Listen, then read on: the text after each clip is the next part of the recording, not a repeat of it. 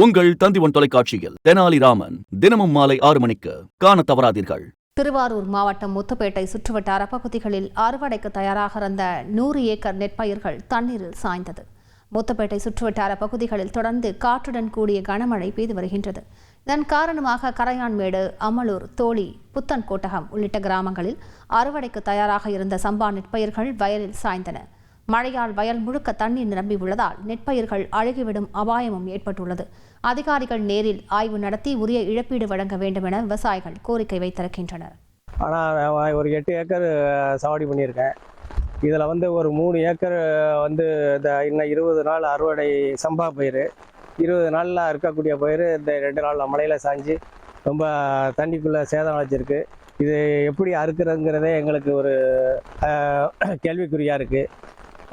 நான் ஏகப்பட்ட செலவு பண்ணி கடன் வாங்கி போட்டு ஏகப்பட்ட செலவு பண்ணியிருக்கேன். அதிகாரிகள் நேரடியாக பார்த்து எனக்கு நிவாரணமாக கிடைக்குமாறு ஆவணம் செய்து கேட்டுக்கொள்கிறேன். முத்துப்பேட்டை வட்டம் இன்னத்தூர் பஞ்சாயத்து. இதில் எங்களுக்கு மிக போனாக்கா எனக்கு 50 ஏக்கர் சம்பா பயிர்பட்டு இருந்தோம். பெங்கால் புயல்லேருந்து தப்பிச்சுட்டுன்னு இருந்தோம். இப்போ மறுபடியும் இந்த மழையில் எல்லாம் அறுவடைக்கு தயாராக கருது வரிஞ்சிக்கிட்டு இருக்குது, ஒத்துழைக்குது. இது இப்படி இந்த மாதிரி தண்ணியில் சாஞ்சி தண்ணியில் கிடக்கு. இது நாங்கள் பெரிய இழப்பாக இருக்குது எங்களுக்கு.